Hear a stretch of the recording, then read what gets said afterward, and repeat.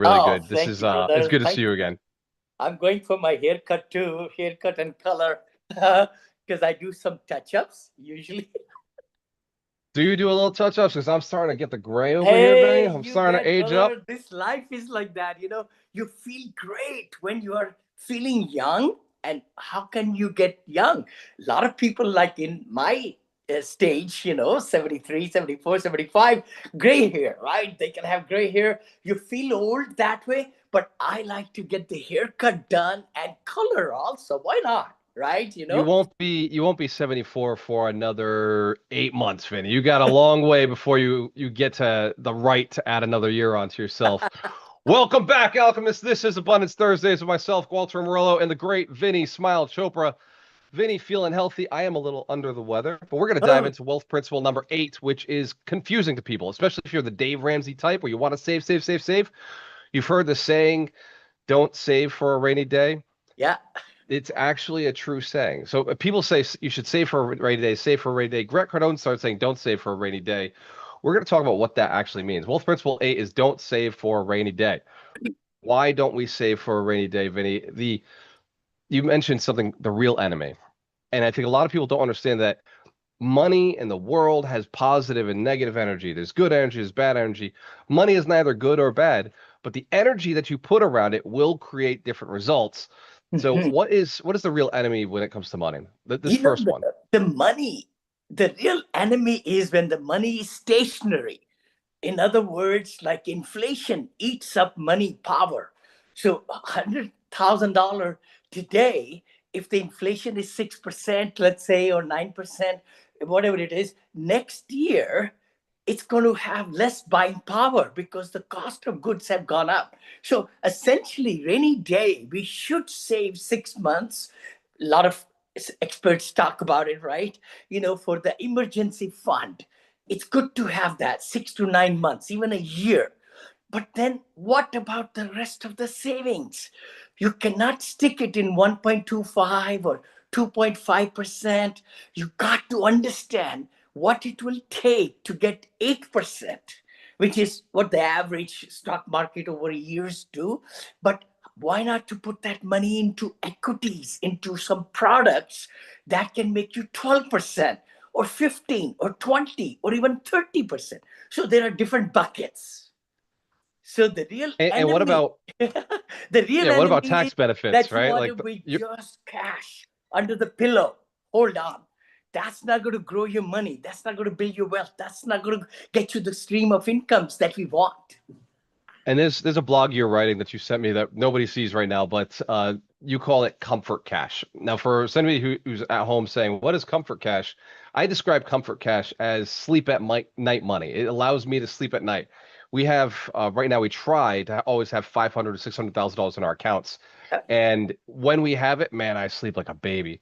When we don't have it, I'm like, "Oh, we need to go sell something. We need to find something."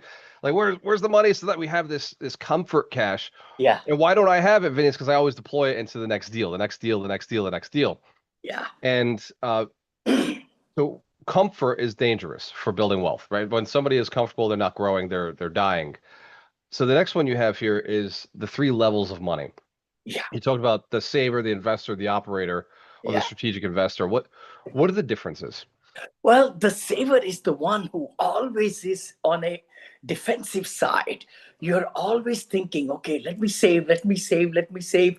And they also then look at different deals. They come by, they are over analyzing it and not really doing the homework to find out why this deal is good, if it's not good, why it's not good, all those things, and educate ourselves. There's so much out there. Nothing is not important. I mean, the free time we have, we should invest in learning financing, the tax ramifications. How can I grow my money, protect my money, definitely principle, but how can it grow in a simple way? Of course, more risky, higher returns, less risky, but find out who you are putting money with. Like last episode, we said, don't invest right away. No, no, no, no, no. Figure out who are the people who are trying to get your money, and then do a lot of research, talk to them, then find out if their track record hopefully will give you the returns. And then, so that's the saver. The investor allocates money. The operator buys value add opportunities, or the strategic investor uses investments that have tax strategies with them. So Yes. why is the strategic investor? I guess it's obvious, right? If you are getting tax strategies, then your money goes further, like 25% further to the tune. I want to go back to what you said earlier about inflation. I just did some math while you were speaking. Inflation has gone up 25% in the last 5 years. So if you think about that, the $100,000 example you gave, it buys $75,000 worth of things, worth Yep. of assets, or worth of enjoyment. That's a lot of money. If you keep going, and let's say it takes a decade to get the other 25%, 50%, all it's passed is 10 years, and you've lost 50% of your buying power just by keeping it in the bank. I don't have to convince anybody that that's dumb. But the idea of don't save for a rainy day is there's more to it. Save to invest. So level one is savers. And I have to admit, Vinny, I was a saver. That was where I came from. And I just liked having money in my bank account. I still today like having money in my bank account. It feels really good. Yep. Sleep at night points. But I had to learn how to allocate funds. I had to learn how to invest. And then later on, I learned how to be a lender, how to be a passive investor, a private investor where I don't do the work. And I Yeah. still do some work on this side, but this passive side, the goal is to get this to grow bigger and bigger and bigger. Because Yes. even though I'm doing real estate and it's a passive investment, it's very active. Like these properties, I walk, I fly to, I see, they're very active. What I'm building now is more like passive investments in people like Vinney Chopra and people who are, doing the work, and so I don't have to do the work. And I see you doing the same thing. So this third one, the rainy day problem. So problem is what you attract when you save, because saving comes from a place of fear. If you save for problems, you don't create freedom. Why is that abundance mindset countered by saving from fear? What does saving from fear actually create for people? Well, I think, And what does that look like? What does it look like when you save from fear? for sure, fear as the word, we are always looking for the bad things happening in our life or whatever around us and things like that. We always say, you know what, let me pay off the house. That's a big one, right? Dave Ramsey says that. A lot of people believe in that, and which is totally fine with me. But if you can get interest rate, which many people locked in at 2.5, 2.75, 3.5, 4.5 for 30-year fix, that's not bad because inflation is more than the interest rate. So it's good in the books, of Vinney Chopra. It's a good debt if you're able to have it at a lower interest rather than paying the 2 million, 3 million, whatever it's the cost of the houses or 500,000. Then now you have stuck that money. That money in the house is dead money. It is not flowing. That's why a lot of people do line of credit, home line of credit, HLOC, which is you're taking the dead money out of the equity and investing to make more, interests and dividends and things like that. So I would say, going back to your question, many people are comfortable with what they do, and that's fine. I think we cannot change the people who have the drive to save a lot of money. But then there are a lot of people, Brother Gualter, who actually will invest the money passively or actively. So lots of professionals, the busy, high net worth people, they are looking for tax benefits. This country, USA, has so great benefits in taxation. Rather than giving 50% to the government every single year, they could save that money actively or passively, both ways, and then, make that money reinvested again. So saving for the rainy day doesn't make sense. It makes sense to have emergency funds and things like that, but the rest of the money should have velocity to it. I read, don't use the money as a house, but use it as a hallway. and hallways where the wind travels and you walk and everything. So movement of money is very important. Wow, Vinny, it's powerful because as you were speaking, I was thinking about something that's actually happening in my life, in my business right now. We tried to, and I use the word try very loosely. We did try to create a reserve account inside of our company. Very Uh, quick. It was just said let's take $50,000 this month and let's put it into the reserve. The yeah, next month we'll put $50,000 in a reserve, and we said, this money is for if something happens, we'd have money. What happened? Not 30 days later, all of that money got invested somewhere inside the company, somewhere inside something that we said, oh, you know what? We could convert that whole building into electric instead of gas. Let's take the old boiler off and get it done. And we did it. Seemed like a great investment, and it was a great investment, but man, the reserve was gone again. yeah, And we did it this month. We just put the reserve in. We instead of 50, we said maybe we're too aggressive, let's put 40. And I can already see we're buying another building with a $50,000 deposit. And I just said, oh man, the reserve's sitting there. What am I going to do with it? I'd be a fool. We're about to make $1.3 million on this purchase. It closed on Friday. Vinny, I love this it. was, I put it together last week. We never signed a purchase sale, never signed an offer agreement. We just went straight to close. I All we did love was it. title, and that's it. That's because the money was sitting there, Vinny. We did save to invest this time. Yeah, So I, yeah, I want to tell you, it's living. I'm living this right now. I yeah. see the difference of save for a rainy day and save to invest, and you create different opportunities. So fabulous, to see your growth, Brother Gualter. I'm so proud of you. I mean, last 2 years, let's say, a year and a half, specifically, you've just taken off. And that's what happens when you educate yourself. You're teaching. Teaching is twice learning. I always say that. You Twice get learning. more confidence, and then you start making deals, and then the whole cycle, it's like a locomotive. I talk about that. Locomotive takes 5 times more force to leave the station, 5 times more, the boilers or steam or whatever. But once the rail starts moving, the engine starts moving on the rail, it takes very less effort to keep it moving. And that's the key to success in business, is to move it, move it, move it. Money, move it out of the station, move it out of the, save money, but invest money. If we had not bought so many single family homes all over the place and then made cash flows and made equity gains, I wouldn't be where I am today. If I didn't do syndications or funds like I did with investors' money, I wouldn't be where I am today. So all those things take chances, calculated risks, and that's what life is about. Taking calculated, well-informed decisions, underwritings in the real estate. I mean, multifamily, the interest rate is not coming down. It's not. I don't No, think so. Even early part of first quarter of 26 is going to happen. So there are so much product out there. The people who are looking just like yeah, you'll find deals. My good friend Robert Pereira just bought, I think, 600 units portfolio near Atlanta, almost $74 million worth. Or more than that, I think. His email came. He was my student. I don't take any credit, because he was so strong when he joined my academy and one-on-one coaching.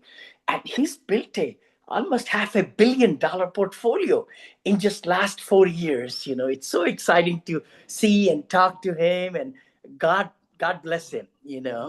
And he's getting A-class product at 30% off, 30 to 35% off, which is very exciting. Yeah. we talk about it in the team. We're doing the hard markets now. We're doing the stewardship or turning buildings around. But the goal is one day, look, we know 5, 7, 10 years from now, we're going to sell these, move into nicer assets. Totally, totally. Number number 5, you had wealth math. Yeah.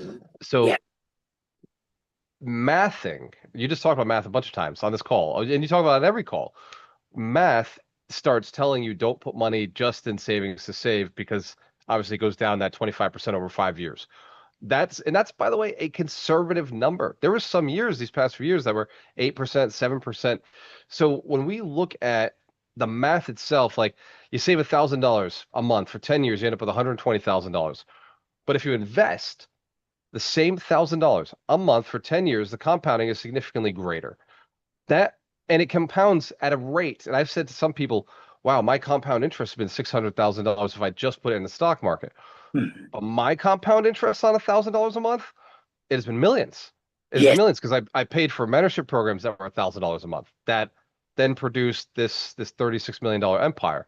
Add the next $3 million. Oh, we're almost $39 million. I almost have what you buy in one deal. That's all right. That's all right, brother. Not to worry at all, because life is to, start and keep on moving further and further and further. When we are talking about math, one should always remember rule of 72. Rule of 72, as everybody should know, is you divide 72 by 2%. It takes you 36 years to double your money. If you do it by 3, now it takes, only 22 years. But if you take 6%, if you make 72 divided by 6, 12 years, you are able to get that money double. But if you're making good 12% a year in a good, solid, safe environment, equity, real estate, things like that, guess what? Now you're doubling the money in 6 years. And Yeah. it just goes like that. It's just mathematics, but you got to look at your portfolio. What have you earned this year? Where were your buckets? And how can you reposition your buckets so that you save the money for the rainy day?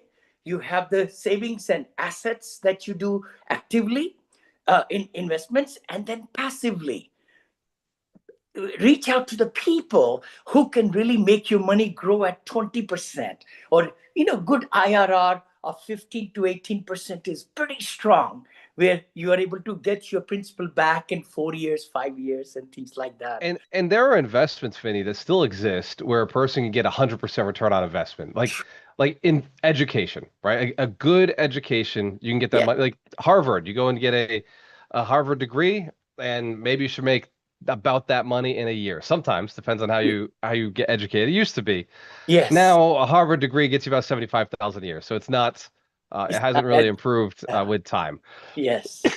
But there are some investments, like I paid $300,000 in coaching over the years, and then like the immediate year after having spent all that money, I made $3 million in net worth. I had a net worth of $3 million from that time, and then that year I made $300,000 as just income. So I went and learned, and then I got my money back within a year. So that Sure. was to me powerful, like that, the power of those big returns. So education is the greatest return on investment. Next to that is building a business or investing yourself. And then as Yeah. you get a little smarter, you get a little more capital, you get a little more wise, you start being able to leverage other people. That's where this 12%, 15% starts becoming a real investment number that you can have. And then you get ridiculous amounts of capital. And Vinny, I'm at a point where maybe I'm not there yet, but I'm already looking at doing seller financing at 8% of my own capital, selling buildings. I've got about $2 million. I'm going to sell buildings and get $2 million at 8%.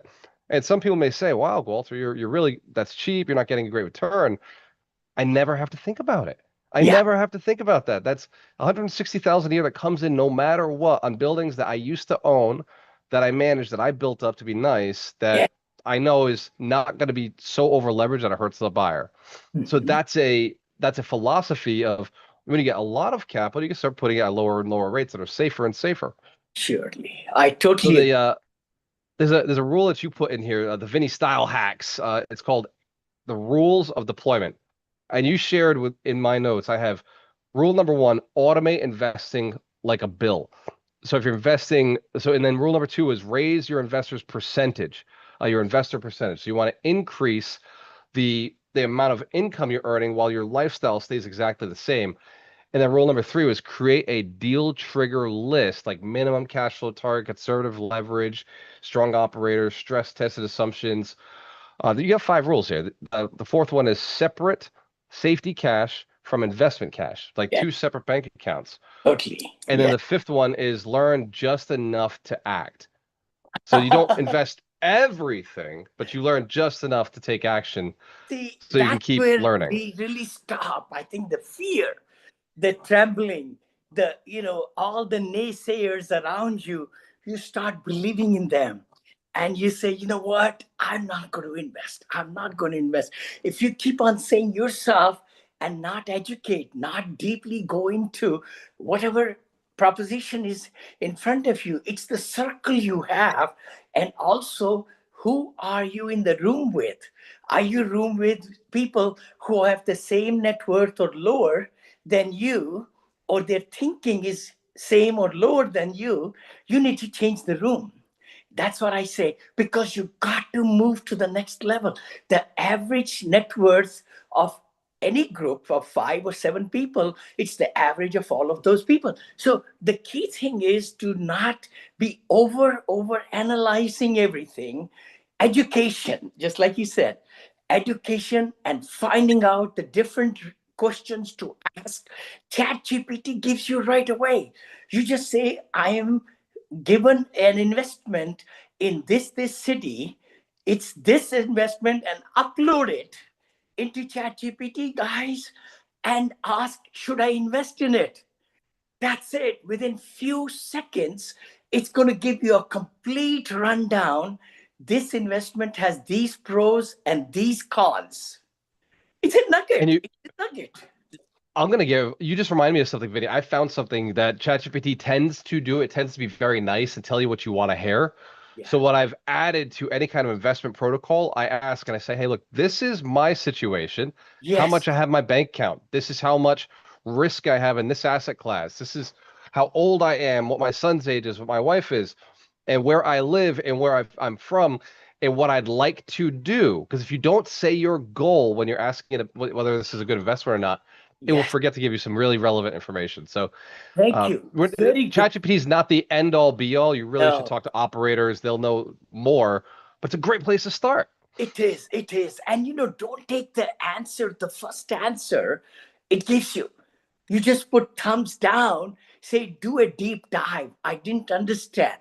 Then it goes back and thinks again. I'm loving Gemini right now. I Gemini love Gemini. Yeah, amazing. so powerful. Yeah, very powerful. So anyway, again, we are just kind of discussing these things because that's what we do on a daily basis. Brother Gualter and I, we come to you, Abundance Mindset Show. We've been doing for about 2, 3 years now. And 3 years. Yeah. 3 years, it's so much fun to be exercising and keeping healthy and make sure that your mind is right. Zig Ziglar talked about, he said, stinking thinking. Lot of us, everybody, myself included, we do stinking thinking a lot. Many times, this will go wrong, that will go wrong, whatever. And we feed our mind negatives, and we feed our body really good food and everything. So let's feed our mouth up rather than mouth down, both actually. But the key thing is to really enjoy life and make sure that wherever there is a situation you don't understand, chat gpt or whatever, Google will help you understand. There are videos after videos on YouTube.